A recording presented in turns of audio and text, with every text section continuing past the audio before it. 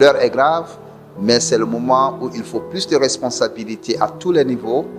Il faut maîtriser ce que nous pensons, maîtriser nos émotions, maîtriser ce que nous disons, maîtriser ce que nous faisons, de manière à ce que ce soit de la construction et non de la destruction. Ça a commencé quand j'étais étudiant, plus précisément quand je venais de terminer mon bachelor, ma licence en administration des affaires au Maroc, où dans les questionnements par rapport à la suite de ma vie, notamment mon introduction dans la vie professionnelle, avec la difficulté de décrocher le premier emploi, avec les difficultés de la vie de tous les jours. Et par hasard, je suis tombé sur un bouquin dans une librairie dont le titre c'est Le pouvoir illimité, écrit par Anthony Robbins, qui est une autorité aujourd'hui dans le domaine de la motivation, du développement personnel et même du business. Et ce livre a provoqué un déclic chez moi parce que le thème abordé justement me parlait directement. Parce qu'à la question de savoir qu'est-ce qu'il faut pour réussir dans la vie, qu'est-ce qu'il faut pour vivre la vie de ses rêves, eh bien j'ai trouvé beaucoup d'éléments de réponse dans ce livre, mais surtout ce qui m'a marqué, c'est l'invite que l'auteur fait à chercher les réponses quant à la réussite en soi avant de chercher la réponse à l'extérieur de soi. Et donc, comme pour dire que nous avons tous du potentiel illimité, nous avons des ressources, des talents, mais il nous appartient de prendre conscience que nous avons en nous des ressources dont on a besoin pour aller vers les objectifs que nous voulons atteindre. Eh bien, j'ai commencé à détourner mon regard de l'extérieur en me victimisant, en rejetant la responsabilité aux autres. Donc, j'ai arrêté cela et j'ai porté le regard envers moi-même en me posant la question, qu'est-ce que je veux?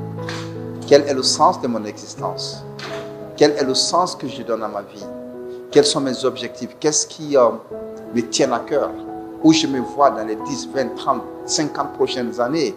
En fait, quel est l'héritage que je veux laisser par mes accomplissements, tant sur le plan personnel que professionnel? Et donc, ce fut pour moi un déclic et un nouveau départ, parce que là, j'ai commencé à explorer mon univers interne pour mobiliser toutes les ressources en moi, en termes de conscience de soi, mais aussi en termes de capacités que je peux exploiter dans un cadre professionnel et justement vivre la vie de mes rêves. À la quête du sens de ma vie, je me suis rendu compte que j'avais une passion pour l'enseignement, pour le partage, aider les autres à se découvrir, à se mettre en valeur, à explorer, exploiter leur plein potentiel. Et du coup, j'ai commencé à partager tout ce que j'apprenais dans le domaine du développement personnel, de la motivation, du développement professionnel, de l'entrepreneuriat. J'ai cherché à appliquer ce que j'apprenais, notamment je me suis lancé dans les affaires avec quelques business que j'ai mis en place avec mes partenaires, mais surtout 80% de mon temps, de mon énergie, de mon investissement, c'est aider les autres à réussir. Donc enseigner, coacher, accompagner. Et ce faisant, j'ai eu l'idée justement d'écrire. J'ai écrit en 2012 mon premier livre, Les 9 principes pour conquérir le succès, qui a eu un succès et très apprécié, très bref, c'était mes débuts. Mais bizarrement, jusqu'aujourd'hui, les gens apprécient énormément ce bouquin qui est d'ailleurs aujourd'hui gratuitement disponible en version électronique. Et le deuxième et le troisième ont été édités justement en 2018, sans penser pour booster son mental. Ça, c'est sans réflexion autour des thèmes de motivation. Et le troisième, à la même date, en 2022, c'est PVS, Prenez le virage du succès. 6 étapes pour explorer et exploiter son plein potentiel.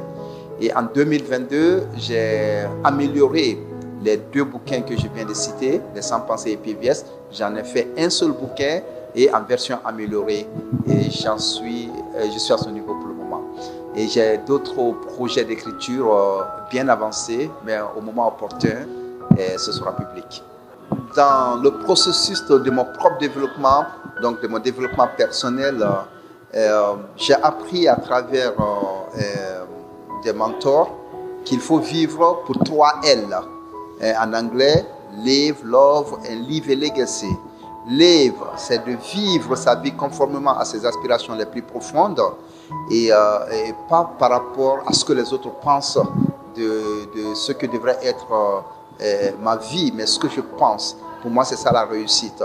Donc, vivre selon ce que son univers interne sollicite. Et autrement dit, poursuivre ses rêves, vivre sa mission de vie. Et le deuxième L, c'est love, c'est aimer. Aimer les autres.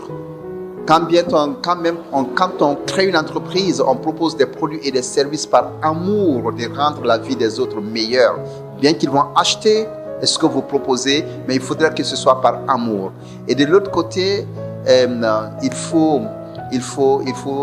laisser un héritage. C'est le troisième L, leave a legacy, laisser un héritage. Et le meilleur héritage qu'on peut laisser, c'est pas la somme d'argent qu'on a accumulé dans son compte bancaire, mais c'est l'impact qu'on a eu sur l'humanité.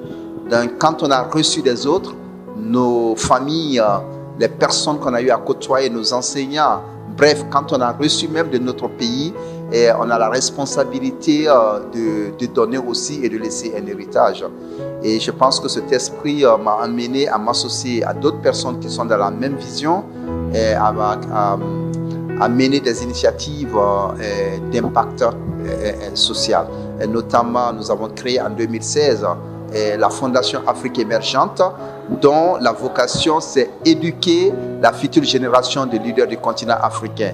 Et de 2016 aujourd'hui, nous avons impacté des milliers, des dizaines de milliers de jeunes ou même d'adultes sur toute l'étendue du territoire en termes de développement personnel, d'entrepreneuriat, de citoyenneté active. Parallèlement à ça, je suis très intéressé par la problématique du développement sociopolitique de notre pays. Et je suis engagé à ce niveau également. Une pensée peut changer le monde. Eh bien, écoute, la caméra avec laquelle vous êtes en train d'enregistrer cette émission n'est que la matérialisation du rêve de quelqu'un ou d'une pensée. L'avion n'est que la matérialisation du rêve d'une pensée. Les organisations nationales et internationales qui font la différence aujourd'hui n'est que la matérialisation des pensées. Donc, quand on se nourrit des pensées positives, des idées, on peut bâtir le monde. Comme j'aime le dire, nous sommes des instruments au service du divin pour continuer le processus de création. Dieu nous inspire et par des idées. Et quand on a le tempérament, on a l'audace, on a le leadership pour se lancer dans l'aventure de transformation de cette idée en réalité. Et c'est comme ça que l'humanité se construit. Et ainsi, nous sommes là où nous sommes grâce à des hommes et des femmes qui ont eu ce leadership. Et le monde tel qu'il sera demain pour nos enfants et nos petits-enfants, c'est ce que nous ferons des pensées que nous nourrissons tous les jours dans le sens de la construction, bien sûr. Eh bien, la jeunesse, pas que la jeunesse, tout le monde, je dirais que il faut un esprit de dépassement de soi, de don de soi, de sacrifice et de mettre le collectif au-dessus de ses propres intérêts ou l'intérêt d'un groupe particulier. Et nous passerons, mais notre patrie restera. Et nous devons être fiers quand nous serons au crépuscule de notre vie et en nous disant que nous avons contribué de façon positive et substantielle à construire un monde idéal dans lequel nous voudrons que nos enfants vivent. Je pense que l'heure est grave, mais c'est le moment où il faut plus de responsabilité à tous les niveaux.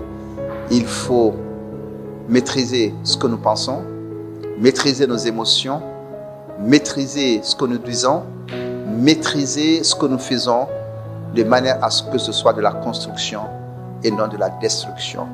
Et que ma prière est que chaque Guinéenne et chaque Guinéen soit inspiré par la positivité absolue, guidé par l'intérêt collectif, le bonheur collectif.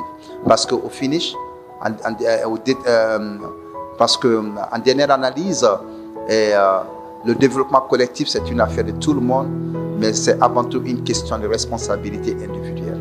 Les réseaux sociaux, l'Internet, la technologie aujourd'hui offre énormément d'opportunités bien exploitées qui peut créer des business, qui peut construire. Mais de l'autre côté aussi, c'est vraiment une arme à destruction massive si cette révolution technologique n'est pas exploitée avec conscience. Et pour le cas particulier de mon pays, la Guinée, j'inviterai tout le monde à utiliser les réseaux sociaux avec de l'éthique, assez de moralité et se poser la question, ce que je m'apprête à publier, est-ce que ça va dans la construction ou la destruction? Je pense que la question de responsabilité revient, la question d'éthique revient, mais et surtout le patriotisme et l'amour pour la paix, l'amour pour la stabilité doit guider tout et chacun de nous. Parce que quand ça va péter, tout le monde en pâtira. Et quand ça va se construire solidement, nous allons en tirer tous profit. Mais que la responsabilité engage chaque Guinéenne et chaque Guinéen, pas un groupe particulier, tout le monde est engagé dans le processus.